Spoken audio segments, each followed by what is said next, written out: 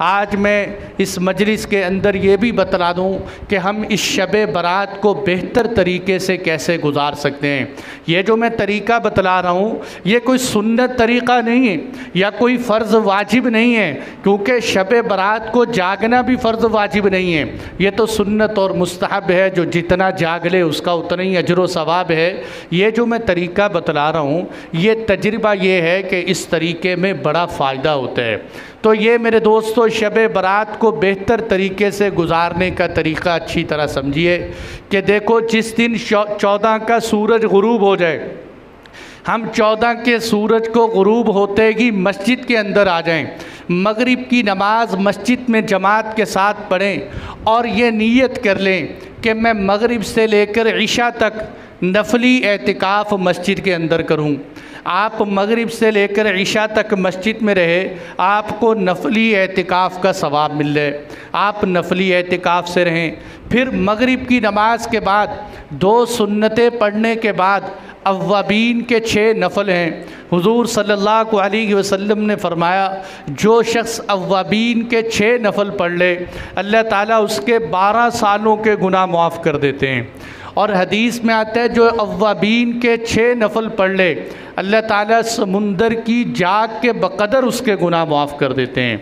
तो मेरे दोस्तों, हमें ज़िंदगी गुज़र गई, बड़ साल गुज़र जाते हैं, इंसान को कामों से फ़ुर्सत नहीं मिलती, अव्वाबीन के नफल नहीं पढ़े जाते, तो हम अव्वाबीन के ये 6 नफल पढ़ लें लैलतुल बरात के अंदर।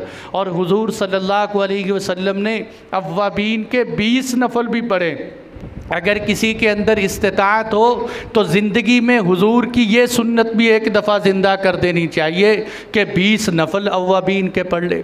जब अव्वाबीन के 20 नफल पढ़ लिए या 6 नफल पढ़ लिए, उसके बाद हम थोड़ी देर बैठकर ज़िक्र करें, तस्बीह करें, तिलावत करें, कुरान में दिल लगता है कुरान में लगाएं, बार बार नवाफिल पढ़ने को दिल करता है नवाफिल में लगाएं।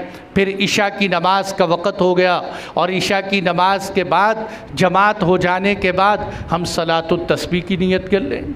सलातुत तस्बीह इतना बेहतरीन अमल है कि हुजूर ने अपने चचा से फरमाया था, ऐ चचा, ज़िंदगी हो सके तो रोज़ाना पढ़ना, हो सके तो हफ्ते में 1 दफ़ा पढ़ना, हफ्ते में ना हो सके महीने में पढ़ना, महीने में ना हो सके तो ज़िंदगी में 1 दफ़ा ही पढ़ लेना।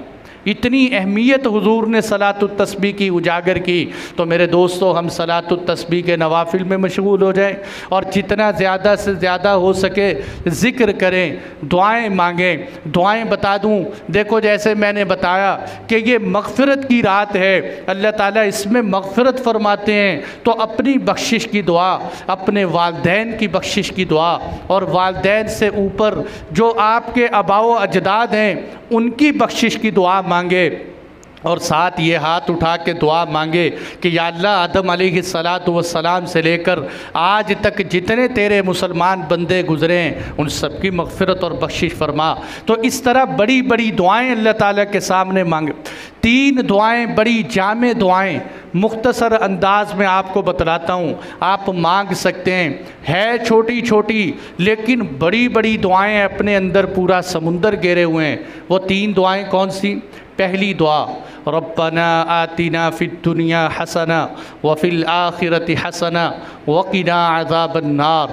बहुत बेहतरीन दुआ है कि अल्लाह दुनिया की बलाइयाँ नसीब फरमा, आखिरत की बलाइयाँ नसीब फरमा, हमें जहन्नुम के आदाब से महफूज फरमा।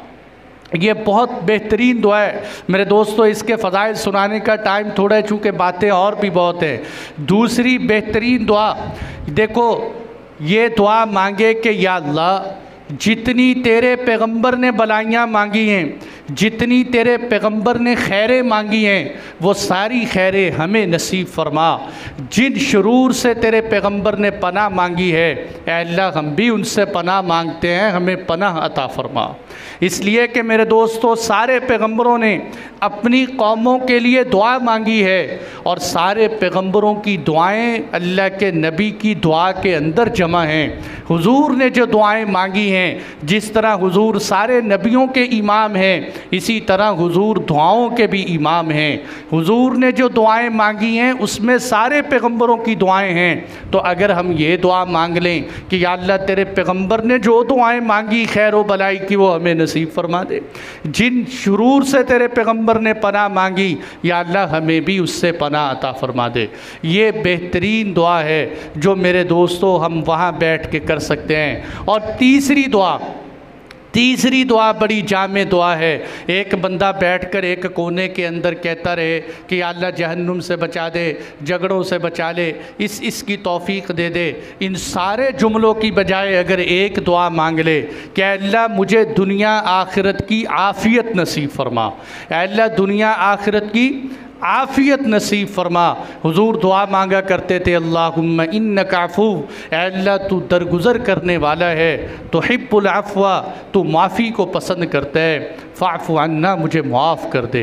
और कहीं दुआ है अल्लाहुम्मा इन्ना नस्अलुकल अफ़्व वल आफ़ियत फ़िद दुनिया वल आखिरा।